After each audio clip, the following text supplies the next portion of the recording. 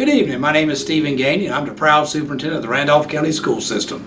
I come to you today, Wednesday, June 3, with several important updates about our school system. The first item that I'd like to discuss today involves the feeding sites that have been open during this time of school closure. We will close these feeding sites on June 9. Also, we will shut down the delivery of food that we've been doing during this time of school closure on June 9. After we close those sites and shut down the food deliveries, we will move to our summer feeding program that happens every summer. And we'll have 4 sites that will open on June 15, Ramsey Elementary School, Randolph Elementary School, Trinity Elementary School, and Seagrove Elementary School. These sites will be open from 11 o'clock to 12:30 each day, and they will remain open from June 15 until July 2. And when you come to the feeding site, you can pick up breakfast and lunch. So just want to make everybody aware that the feeding sites from the time of school closure will shut down and close on June 9, including the delivery of food, and then we'll move into our summer feeding program starting on June 15, and that will extend until July 2. The next item that I'd like to discuss involves a special event scheduled for tomorrow, Thursday, June 4. Tomorrow we have planned a special event for students to come back to school campuses to bring back any additional instructional packets that they have not returned, as well as any school Chromebooks, library books, textbooks, athletic team uniforms, or any other property that they need to return to school. And students can come to campus between 7:30 a.m. and 6 o'clock p.m. tomorrow to do this.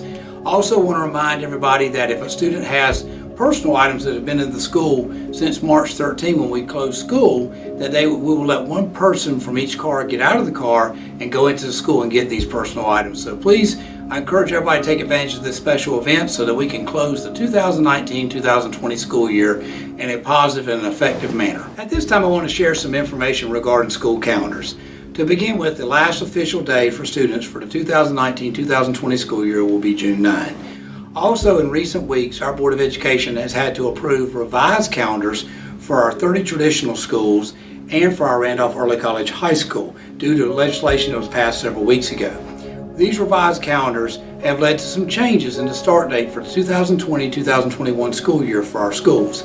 To begin with, Randolph Early College will now start on August 4 for students instead of the original date of August 6th, and our 30 traditional schools will now start on August 17 instead of the original start date of August 24.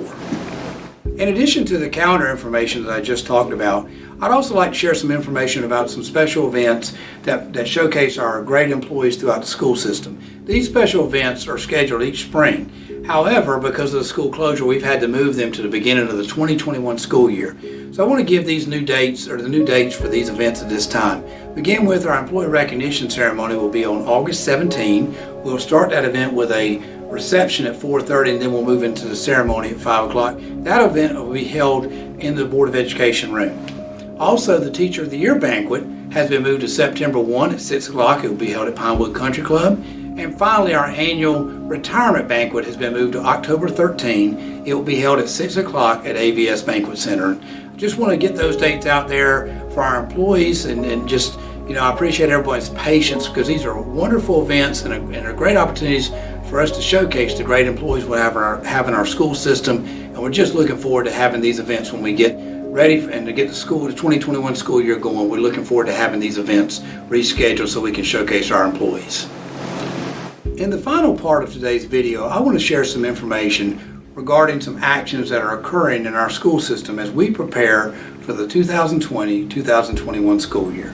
To begin with, I want to ask all students, staff members, and parents to take time to go on and complete the survey that's been put out there regarding the remote learning plan. We posted a survey on the school system's webpage, school system's Twitter account, and the school system's Facebook page back on May 21.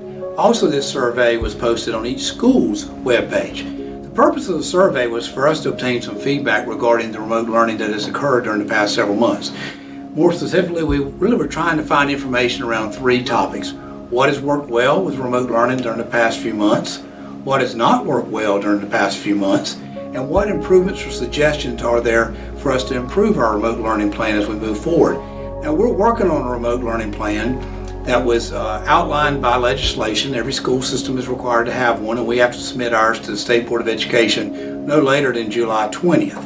And the legislation outlined 15 different standards we have to address with our remote learning plan. And so we're working right now. We have focus groups of teachers, lead teachers, principals, assistant principals, central office staff members who are working very hard right now to address those 15 standards, and we have focus groups aligned with a focus group aligned with each standard. So we're working on that, and the whole purpose for this remote learning plan is to have it ready and to keep getting better at remote learning in case it's needed in future years, such as the 2020-2021 school year.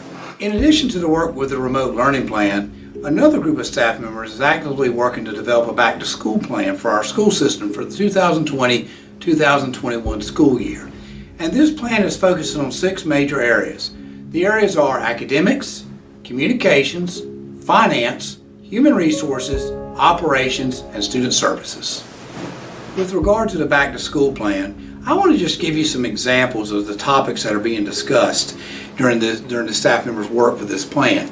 For instance, in the academics section, we're talking about items such as how will we go about taking attendance should we need to use remote learning during the 2020-2021 school year? How will we grade students if we have to use remote learning again in the upcoming school year? And another big topic is, what if we can't bring everybody back at the same time? Will we be on an A-day, B-day schedule, or maybe an A-week, B-week schedule? We don't know, but we're actively discussing these possibilities. Now, our preference will be that everybody comes back at the same time at the start of the 2020-2021 school year. However, I just want you to know that these topics are being discussed, so we have alternatives ready to use should everybody not be able to come back at the same time at the beginning of the 2020-2021 school year. As I mentioned earlier, finance is another section of our back-to-school plan, and the staff members involved in developing this plan are currently talking about how we use the 3 sources of relief money that our school system has received in relation to the COVID-19 crisis.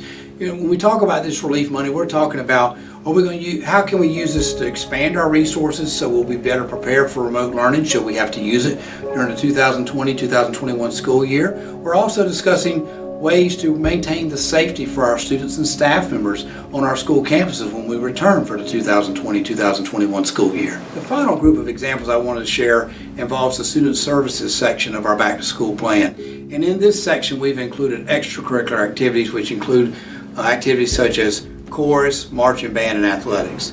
We know our students love these activities, and we want to get those activities back in gear as soon as possible, so we are actively watching all the developments to determine what dates these activities can return to our school campuses, and we've been working very hard with staff to keep them informed as well, because as soon as we can get these activities back open for our students, we will do so, because we know how valuable they are to our students and to our school communities. So that's another example of discussions that are occurring during this work on our back-to-school plan. In closing, I want to thank everyone for your patience during the past few months during this time of school closure. I just appreciate everyone's hard work, and I want to say a big thank you to our staff members. Our staff members have worked extremely hard to work through this time of school closure, and I'm very proud of them. As you know, we ended the school day on March 13, and by March 16 we were doing remote learning, and just very impressed with the hard work of our staff members. It does not surprise me because I see it every day throughout our school system. I just want to say a big thank you to all of our staff members for your extra efforts to do everything you possibly could during the past few months to take care of our students.